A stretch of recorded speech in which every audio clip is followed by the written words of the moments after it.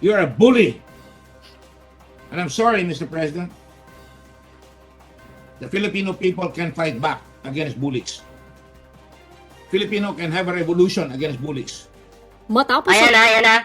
O, tinawag po ni Gordon si Digong na bully. Bully ka pala eh. Diba? So, nanindigang hindi natatakot kay Digong itong si Gordon. Kaya, matapang niyang sinabi na itong si Digong ay bully. Bully. May nangyari ba? Hindi makapalag si Digong kay Gordon. Suzuki, shoutout po ha. O, sino po yung nakaalala dito sa bidyong ito? Press 1 nga. Baka may nakaalala pa siya. Ang sarap balikan eh, no? Sarap balikan. Bully! Bully pala eh. Pero sabi ni General Torreon, kalad ka rin kita. Tumayo ka na. O, naalala ni Christopher, oh. At si Dan Zenon. At siyempre si Efren Nilo. Ayan. O, dami palang nakaalala sa bidyong ito. Siyempre, bago tayo mag-tuloy-tuloy mga pre, ayan, kung bago pa lang dito sa ating YouTube channel, huwag kalimutang mag-like, share, and subscribe para naman po maging updated kayo sa lahat ng mga uploads natin. May TikTok, may Facebook tayo dyan. Sana kalimbangin nyo na yan. Diba? At siyempre, Rebecca, kay Sido, shoutout po ha. Tuloy natin. sa mga bagong patutsada ni Pangulong Duterte sa kanyang public address, may bagong banat naman si Senate Blue Ribbon Committee Chairperson Richard Gordon sa ikawalong pagdinig ng komite sa naging paggamit ng COVID-19 funds noong 2020. Giit ni Gordon, wala siyang takot sa Pangulo. Binalikan din ito ang anyay paghingi ng tulong ng ilang miyembro ng gabinete sa Philippine Red Cross para sa COVID-19 response. Maraming nasira yung buhay sa panahon ng COVID. Sa totoo lang po tayo, sino po yung mga dito nahirapan sa COVID? Sino yung mga natanggal sa trabaho sa panahon ng COVID? Press 1 po, press 1. Alam ko marami. Tapos eto pa, tanggal na nga sa trabaho yung mga Pilipino. Kasi maraming company yung nagsara, tanggal na nga sa trabaho, papakainin pa ni Digong ng bulok na bigas. Siyempre, may mga barangay-barangay mamimigay ng bigas. Yung bigas, may gumagapang pa. O yan o, maraming natanggal sa trabaho sa panahon ng pamumuno ni Digong. Diba? Siyempre COVID yun. COVID, naintindihan natin COVID. Buong mundo naman nagsasuffer sa COVID. Pero mas matindi po sa Pilipinas. O. Sa ibang bansa kasi face mask lang yung gamit nila. Tapos social distancing. Okay lang yun, walang problema dun. Eh dito sa Pilipinas, iba. May face mask na. May face shield pa! May barrier pa! Kulang na lang yung shield talaga yung dalhin no? Si Henry Nunez. Isa sa natanggal sa trabaho nun. Ang hirap. Mahirap na nga yung buhay. Pinapahirapan pa tayo. Ang mahal pa ng kilo ng bigas. COVID, ang mahal ng kilo ng bigas. Grabe. Diba? Okay lang kung face mask. Walang problema doon. Kailangan nating sumunod sa rules. Kasi hindi lang naman tayo buong bansa. Face mask, may face shield pa.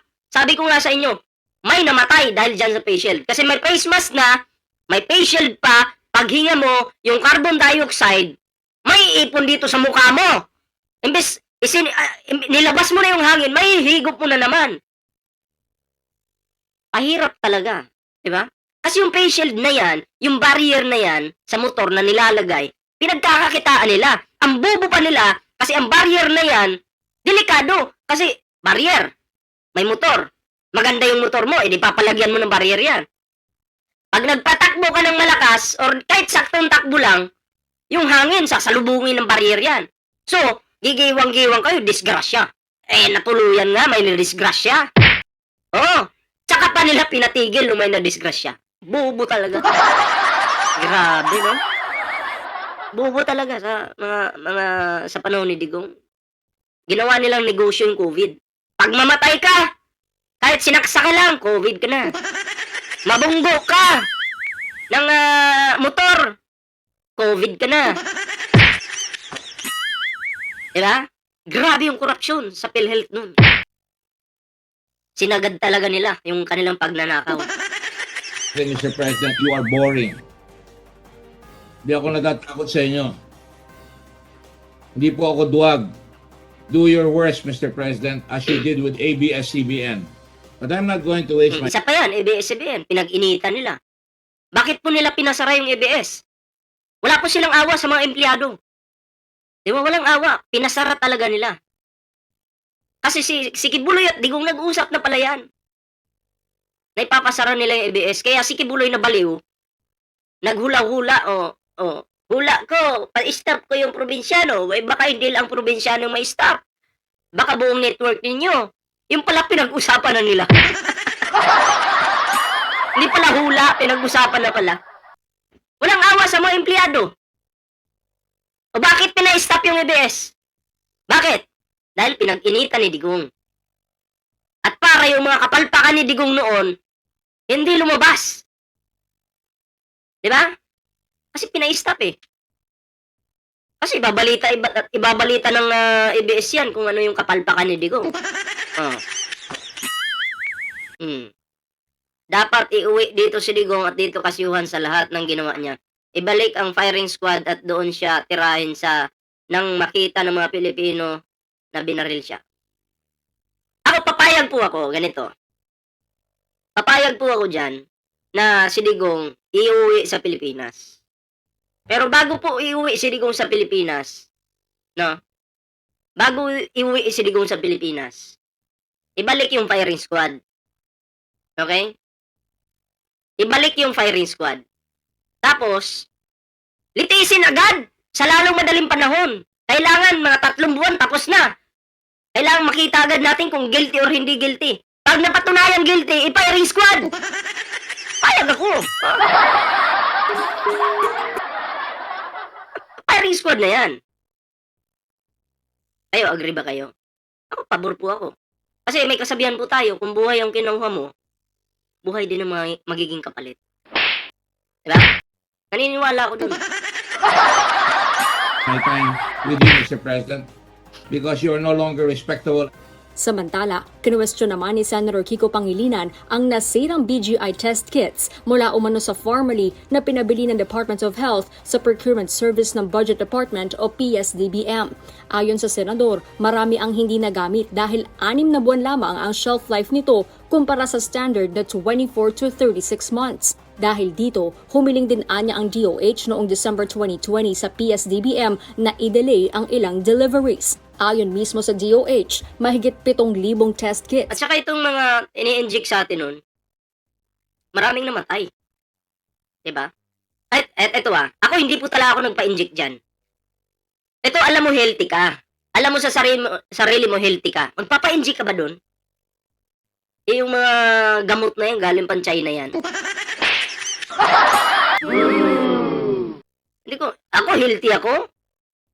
Tatakutin mo ako, hindi ka makakapag-mall. Hindi talaga ako nag-mall. No. Ang dami na napatunayan guilty. May naparusahan ba? Meron. Huwag ka lang pumbulag. Tingnan mo na lang sa balita kung sino yung mga nakakulong at nasampahan ng kaso. Di ba si Sara Duterte nakasuhan yung amo mo? Diba? Nakasuhan. Kinakasuhan pa lang naman.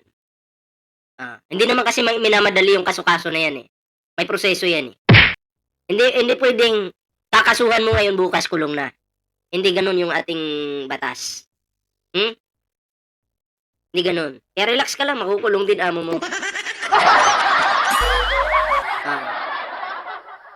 Ang na-expire noong 2020, nakatumbas ng mahigit 300,000 tests. Sa gitna ng Dolomite pa talaga. Iba pa risk squad, wag naman. Sa Luneta kasi yung ginagawa yata eh. Taya ni Pangilinan, nasa mahigit 500 million pesos na halaga ng test kits ang hindi napakinabangan. Grabe, Paliwanag 500 million. naman ng DOH, talagang 6 na buwan lamang daw ang available Nagsayang ang Duterte administration ng pera ng taong bayan. Narinig nyo yun? na shelf life para sa COVID-19 test kits. Bakit natin binili ng 6 months expiry tapos hindi nagamit, nag-expire? Kasi yung mga yan, may patong na yan.